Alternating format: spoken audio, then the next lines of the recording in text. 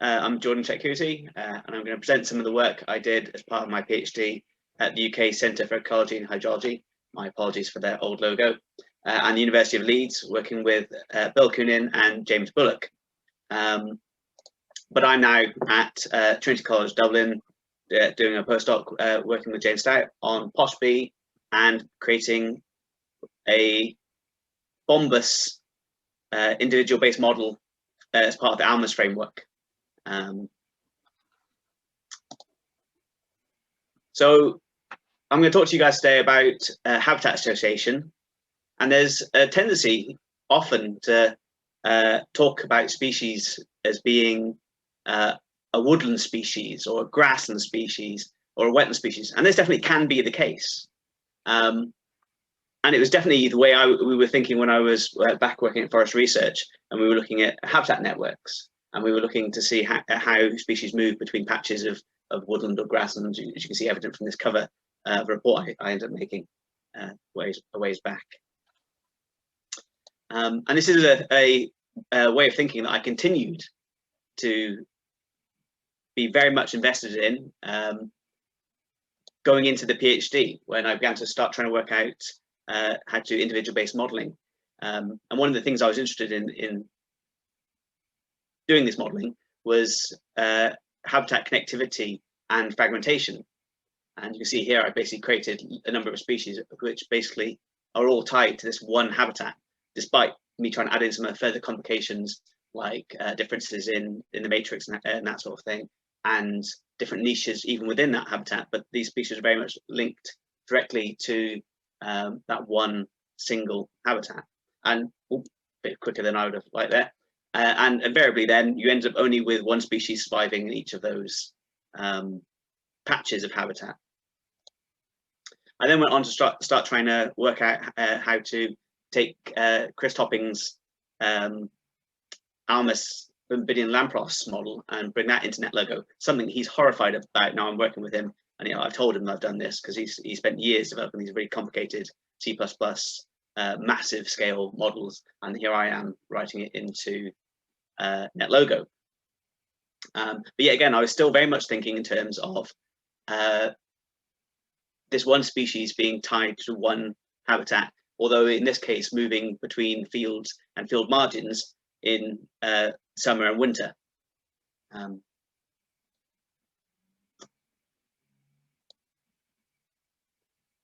So at this stage in the PhD, I was very much planning on taking this beetle model and increasing it for many other species and populating it with the habitats and what happens to the species as they leave their habitat.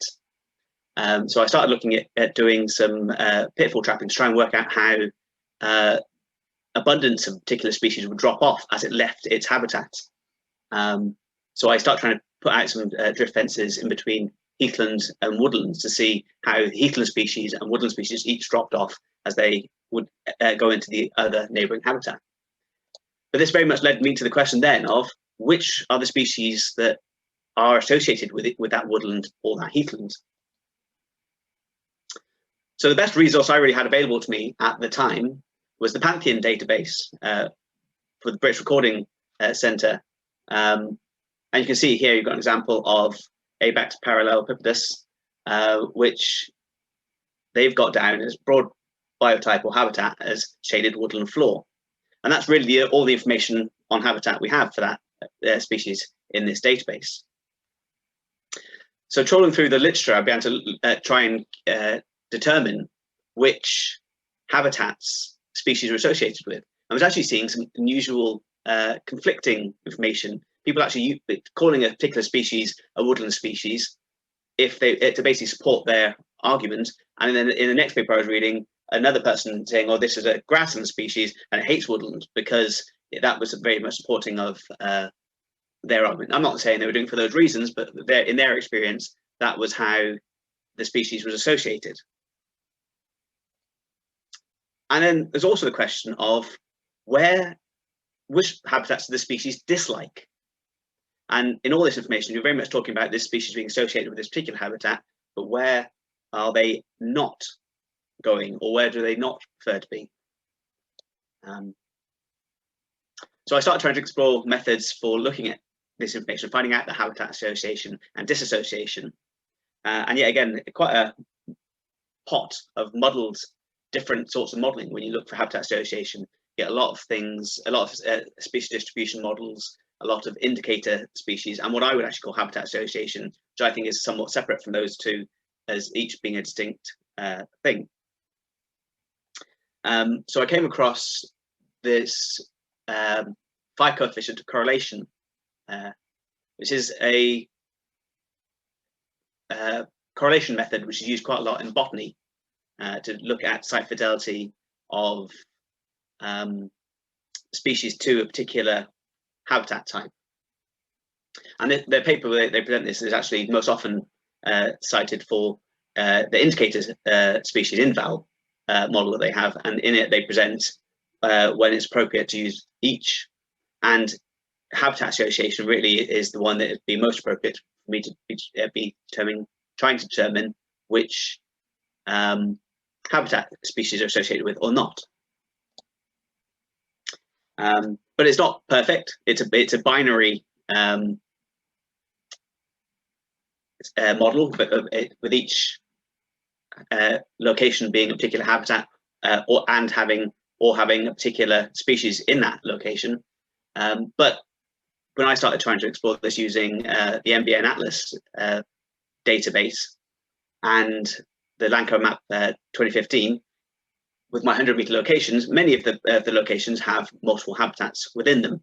It then becomes a question of, do you remove some of those which you're not sure about, or do you choose to, I don't know, give them the most prominent land cover? And in either case, you're losing information. So I started trying to explore a way to actually add in a weighting. So within our simulation, within our model,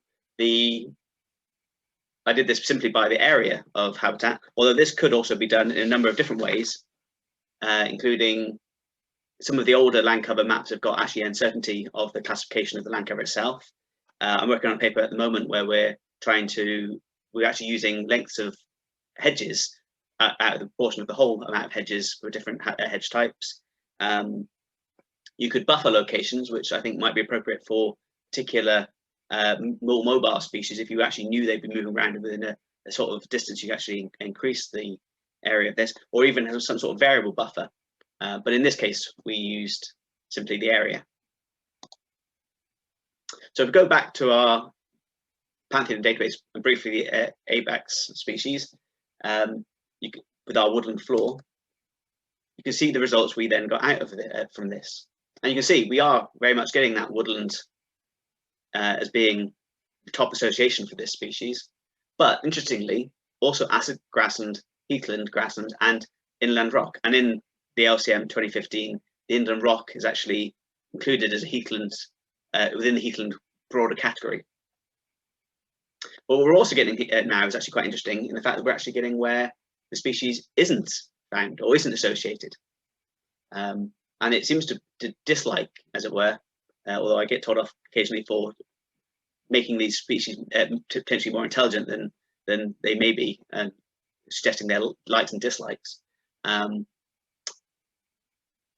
But they don't seem, in this case, be associated with basically human-modified landscapes or water. And that's definitely not something that's the case with all different ground beetles. So if you actually go to this link, you can actually click through and actually have an explore with all the different data we got out of this. And actually, you can tweak some of the parameters we use to see slight differences in the modeling. But then, I mean, one of the things that really interests me through all of this is, because I'm trying to do individual-based modeling, is what is habitat association? What is this thing we've now calculated? And we've said, okay, these species are associated with this and these with that, and they don't particularly like that habitat. And one of the things we're trying to get to with individual-based modeling is emergent properties, seeing what actually comes out at the top of it all. And to me, habitat association is the emergent property. What leads this association? Differences in mortality, some doing less well in a particular area or particular habitats, reproducing, maybe only reproducing in a particular habitat, or do they reproduce everywhere, but actually are only successful in particular habitats? And then what the bee keep going on about which species, which habitat species like and dislike, what influences their preferences have? Do their preferences actually match up with their mortality and reproduction? Do they avoid the habitats that they're going to do less well in? So do they even enter those land covers in the first place? How do they move? Do they move faster or slower, more directly, those sorts of things? And is association the same as specialization? Slow down, Jordan. So here I've got a slightly farcical example, but me, Bear Grylls, and a camel walk into a cafe. I would argue myself and Bear Grylls will have roughly the same habitat association, but I would suggest I'm a specialist and he's a generalist. I'm going to do quite well. I like being indoors, whereas he might not really like being indoors quite as much as I do, not thrive quite as well, but he will do better broadly. So he's more of a generalist. Whereas the camel, I would also say is a generalist, but would have a very different habitat association to myself and Bear Grylls. And of course, then you also do get a definition of specialization with a much narrowed number of habitats where a species is associated. So here you can see another example from our results, Bembidium fumigatum. And we did some very, very rough back of envelope sort of things. So we had some data from experts on specialists and generalists. And we did see some very rough correlation between fewer habitats and those being specialists. But in many cases, I would suggest actually it's more to do with an angle basically of this, with the specialists being more steep, and much higher association and a much higher disliked habitat. So I keep using dislike. I know I keep thinking I shouldn't do, because I'm putting words into the mouths of these beetles. So at this stage, I started trying to work out how I was then going to implement this into the modelling. And unfortunately, I'm going to upset Chris here, but I ended up moving away from actually doing individual-based modelling of beetles, and we went very generic here, to the point where really thinking of them as moving triangles is probably as valid as thinking of them as beetles. So I programmed in habitat associations for a multitude of different species, actually having them continually generated for new species when we started a new model. But also this idea of even species which could have a similar association having this difference in specialization and generalization. Don't know why that's tripping me up today. And one of the things we found with this, that although overall we found with fragmentation and increase in gamma diversity, when you actually start breaking up into which species were associated with particular habitat we were fragmenting, so these ones here, they actually, as we might expect maybe, they decreased with fragmentation per se. But then actually making the species more specialist and generalist, so these species are interfering with each other less, we actually then found this counteracted this negative decline, and we actually got some improvements, or at least not declines, in gamma diversity with fragmentation per se.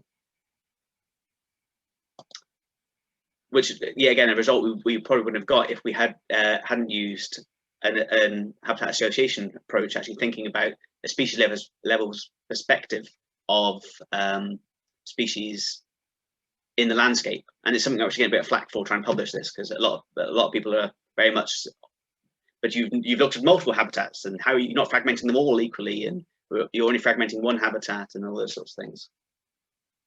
So that we then also went on to start thinking about how within the literature habitat fragmentation is studied.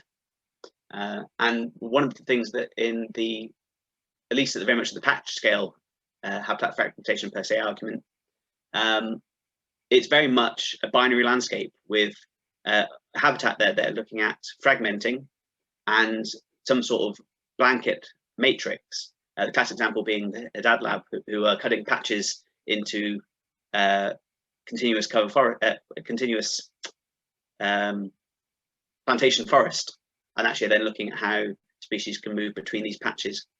And the contrast is also the fact that these are very different habitats. You'll be having one being grassland, for example, and the other one being a forest. So we started looking at simulating landscapes with single matrices all the way up to 10 other habitats in that, and then with all the species then being associated differently with each of those things. So not looking at specialist and generalist here, just going back to the absolute generic one, which were then declining initially. One of the things we found was the actual number of different habitats we actually put into the matrix didn't seem to actually make a huge amount of difference to the result, but actually making that matrix very, very different from the habitat you're fragmenting made a huge difference to the decline in gamma diversity, with really severe, in fact, even declines in beta diversity.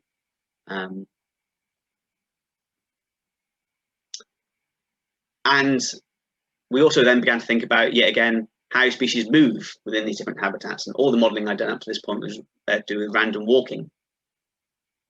But there was some literature suggesting that actually species move differently within preferred or less preferred habitats.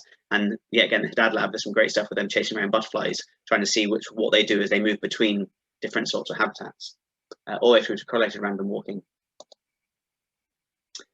This is a graph they hated in my PhD, overly complicated. So, but the real takeaway from this is really this bit here, with having species able to move differently and actually move more quickly across a matrix, because not necessarily because they're moving different speed, but because they're now moving more directly. They're not stopping to poodle around quite as much. You could actually get a increase in gamma diversity with fragmentation. But one of my thinking with this is, if you've designed your experiment in such a way, in a real world experiment in such a way that your matrix and your habitat are so vastly different, you may not actually miss this sort of signal which you might see in this situation. And I'm wondering if this is part of the reason there's a difference between the landscape scale experiments and the patch scale, because at the landscape scale you've got a bit more of a diversity of the matrix and the habitat, whereas at the patch scale you've got this binary system, binary extreme system. So really the conclusions and reflections from this for me are how important it is to use a data-driven approach to habitat association, and not to have that kind of slightly vague, hand-wavy, this is whatever sort of species. And then in which case then you've got backup to be able to say this is a woodland species if it is in, for example, the Abax parallelepipedus that I showed before, which if I'd actually gone with the simple literature of actually, okay, this is a woodland species, and looked at how it dropped off in heathland, possibly wouldn't have found a drop off in that species, because it due to our results actually seems to actually like heathland as well. I think a lot of the fragmentation per se debate is one of clearly defining the species which are and aren't being included within what they're looking at, and how potentially those species are associated. And the fact that this thinking about species level perspective and habitat association may actually have an influence on the results you're getting with habitat fragmentation experiments by having these binary landscapes. Because you're very much going to get species which appear to be specialists, even if they're more of a generalist, if you've only given it the two most extreme examples of habitats.